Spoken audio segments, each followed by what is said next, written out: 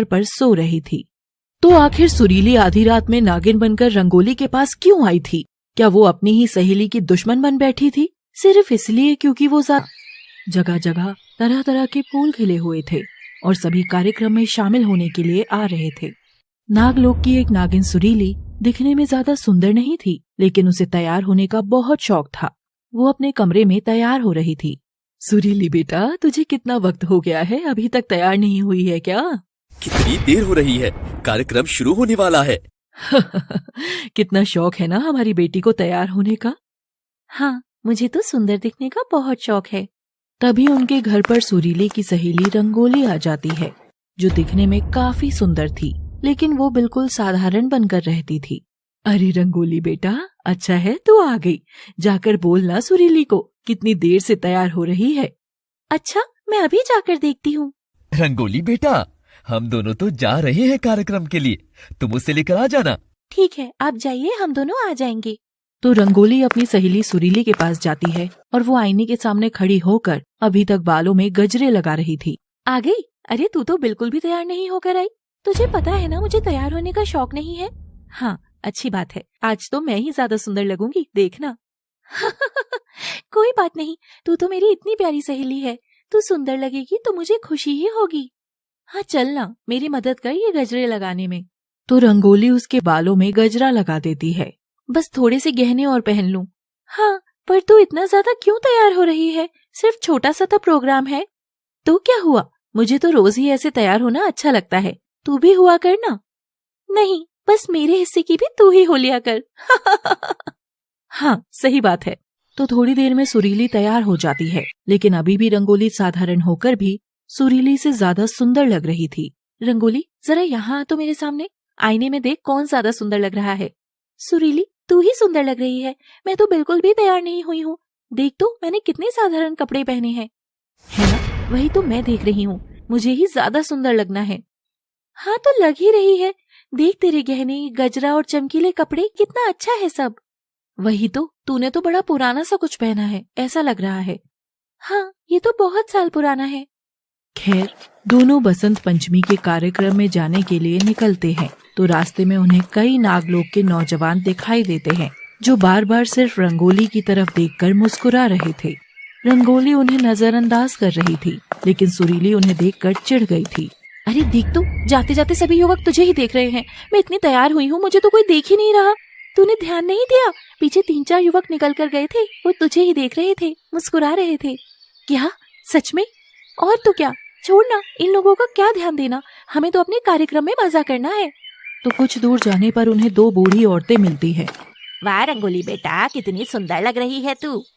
क्यों माई, मैं नहीं दिख रही आप दोनों को? देखो तो मेरे कपड़े, मेरे गहने और ये मेरा गजरा तो देखो। हाँ हाँ, तू भी ठीक लग रही है, लेकिन तू इतना कुछ करके भी रंगोली जैसी नहीं लग रही है। हाँ, वही तो मैं कह रही हूँ, रंगोली ने तो कुछ भी नहीं पहना है, ना कुछ गहने, ना अच्छे कपड़े, ना कोई गजरा, फिर भी देख कितनी प्यारी है। ये बात कहकर वो औरतें चली जाती है और उनकी बातों से सुरीली को बुरा लगता है, लेकिन रंगोली उसे समझा देती है। अरे, इन औरतों को मैं अच्छे से जानती हूँ, इनकी तेरे माता पिता से दुश्मनी है, इसलिए तेरे साथ ऐसा कर रही थी। क्या सच में? और तो क्या, तभी जानबूझकर मेरी झूठी तारीफ कर रही थी, वरना तू खुद ही देख ले, मुझ में तारीफ जैसा कुछ है क्या? नहीं नहीं, कुछ भी नहीं है। वही तो, वो तुझे जानबूझकर जला रही थी, क्योंकि वो तेरे माता पिता को पसंद नहीं करती। अच्छा, अब मैं समझी, चल छोड़, हम चलते हैं। तो दोनों आगे कार्यक्रम में जाती हैं। वहाँ काफी लोग आए हुए थे और कुछ साधु बाबा भी थे। देख तो, यहाँ कितने पहुँचे हुए साधु बाबा आए हुए हैं, जाकर सबको प्रणाम करते हैं। नहीं, रहने देना, प्रणाम करने से क्या हो जाएगा, वो आशीर्वाद देंगे, अच्छा वरदान मिलेगा। हाँ, फिर तो मैं जरूर जाऊंगी, मुझे तो अच्छा वर चाहिए और सुंदरता का वरदान भी चाहिए।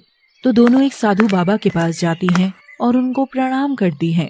बाबा जी, मुझे वरदान दीजिए कि मुझे अच्छा वर मिले और मैं हमेशा सुंदर रहूं। पुत्री, सुंदरता का वरदान भला कौन मांगता है? मैं मांगती हूँ, यही मेरी इच्छा है बाबा जी।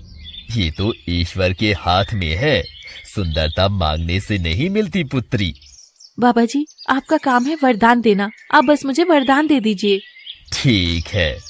फिर दोनों आगे जाती हैं। वहाँ उन्हें रंगोली के माता पिता मिलते हैं। सुरीली उनके पास जाती है। बताइए, मैं कैसी लग रही हूँ? सुरीली बेटा, तू तो बहुत प्यारी लग रही है। है ना, मुझे पता था आप यही कहेंगी। हाँ बेटी, मुझे तो तुम दोनों की जोड़ी बहुत अच्छी लगती है। बस ऐसे ही तुम दोनों की ये मित्रता बनी रहे। हाँ बिल्कुल बनी रहेगी, बस मैं तो अपनी तारीफ ही सुनने आई थी। चलो रंगोली आगे जाते हैं, वहाँ नृत्य हो रहा है। हाँ हाँ चलो। तो रंगोली और सुरीली आगे भीड़ में जाती हैं, जहाँ कुछ लोग नृत्य कर रहे थे और वो दोनों भी नृत्य करने लग जाती हैं। नृत्य करते हुए सुरीली की नजर देवेश नाग पर पड़ती है। अरे देख तो रंगोली, वो देवेश है ना, कितना अच्छा लग रहा है। हाँ हाँ देवेश ही है, उस पर ध्यान देना छोड़। तुझे पता है ना मुझे देवेश कितना पसंद है। अब तो उम्र भी हो गई है शादी की, काश मेरी देवेश से शादी हो जाए। अच्छा तू कहती है तो मैं तेरे बारे में उससे बात करूं? नहीं नहीं, मैं चाहती हूँ वो खुद बात करे, तभी तो मजा आएगा।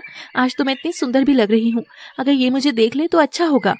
हाँ देख लेगा, थोड़ा सा उसके पास जाकर नृत्य करना होगा। हाँ तू भी चल मेरे साथ, हम दोनों धीरे धीरे उसकी तरफ चलते हैं। तो सुरीली और रंगोली नृत्य करते हुए देवेश के थोड़ा करीब जाने लगते हैं। तभी देवेश की नजर भी उन दोनों पर पड़ जाती है और वो उनसे थोड़ा दूर हो जाता है और दूर जाकर सुरीली को पास आने का इशारा करता है। देख तो रंगोली, मुझे तो यकीन ही नहीं हो रहा, कहीं मैं कोई सपना तो नहीं देख रही। अरे क्या हुआ? वो देख, देवेश मुझे बुलाने का इशारा कर रहा है, लगता है वो कुछ कहना चाहता है। वाह, लगता है आज तेरे दिल की तमन्ना पूरी हो जाएगी, तू जाकर उससे बात कर। हाँ जा रही हूँ, तू यही रहना, बात कर। तो सुरीली नृत्य छोड़कर दूसरी तरफ देवेश के पास बात करने चली जाती है। वो बहुत खुश हो रही थी। देवेश, क्या तुमने मुझे बुलाया? हाँ, तुम बहुत प्यारी लग रही हो सुरीली। शुक्रिया देवेश, क्या तुम मुझसे कुछ कहना चाह रहे थे? हाँ, दरअसल कुछ जरूरी बात करनी थी, अगर तुम बुरा न मानो तो। ये सुनकर सुरीली के मन में लड्डू फूट रहे थे। वो सोच रही थी कि देवेश उसे अपने दिल की बात कहने वाला है और वो पूरी तरह से तैयार थी। हाँ बोलो ना, मुझे कोई दिक्कत नहीं है। वो क्या है ना कि दरअसल काफी सालों से मेरे मन में था। हाँ क्या था, बताओ देवेश। दरअसल मैं रंगोली से प्यार करता हूँ। क्या तुम मेरी तरफ से उसे ये बता दोगी? मैं उसे अपनी जीवन संगिनी बनाना चाहता हूँ। ये बात सुनकर सुरीली बहुत गुस्सा हो जाती है और उसे बहुत हैरानी भी हो रही थी। क्या तुम रंगोली से प्यार करते हो? लेकिन अभी थोड़ी देर पहले तो तुम मेरी तारीफ कर रहे थे कि मैं प्यारी लग रही हूँ। हाँ तुम लग रही हो, लेकिन रंगोली की तो बात ही और है ना, मेरे दिल में है वो। मैंने सोचा था कि तुम मुझसे प्यार करते हो। तुम कितने बुरे हो, मुझे यहाँ बुलाकर मेरी सहेली के लिए ये सब बोल रहे हो। तुम ऐसा क्यों सोच रही हो? मैं उससे हमेशा से प्यार करता हूँ, लेकिन बस कभी कहने की हिम्मत ही नहीं हुई। यहाँ से चले जाओ, वरना अभी नागिन बनकर मैं तुम्हें डस लूंगी। मैं भी तो नाग ही हूँ, कैसी बातें करती हो तुम। तो सुरीली खुद ही गुस्से में वहाँ से वापस रंगोली के पास आ जाती है। क्या हुआ, तुम तो बहुत गुस्से में लग रही हो। कुछ नहीं है, बिल्कुल अच्छा नहीं है देवेश, मुझे उससे कोई बात नहीं करनी, चलो घर चलते हैं।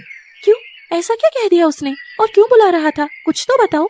नहीं, मुझे कुछ नहीं बताना, बस गलत तरह की बातें कर रहा था मेरे साथ, मैंने भी उसे भगा दिया। फिर तो अच्छा किया, अब उसे हम नहीं देखेंगे दोबारा। सुरीली ने रंगोली को पूरी सच्चाई नहीं बताई थी, क्योंकि मन ही मन वो नहीं चाहती थी कि रंगोली और देवेश की आपस में बात हो। खैर, दोनों अपने अपने घर आ जाती हैं। वहीं सुरीली आईने के सामने खड़ी होकर खुद को देखकर कुछ सोच रही थी। क्या मैं सच में सुंदर नहीं हूँ? क्यों सब रंगोली की ही तारीफ कर रहे थे? मुझ में क्या कमी है? और देवेश भी रंगोली को ही पसंद करता है। इस तरह सुरीली के मन में रंगोली को लेकर बैर पैदा हो रहा था। ऐसा क्या है इस रंगोली में, ना तो सजती है ना संवरती है, ना ही उसके कपड़े अच्छे होते हैं, फिर भी हर कोई उसकी तारीफ करता है। मेरा सारा दिन रंगोली की वजह से खराब हो गया है। सुरीली को रात भर नींद नहीं आती है और आधी रात में वो नागिन का रूप धारण करती है और रंगोली के पास पहुंच जाती है। रंगोली अपने बिस्तर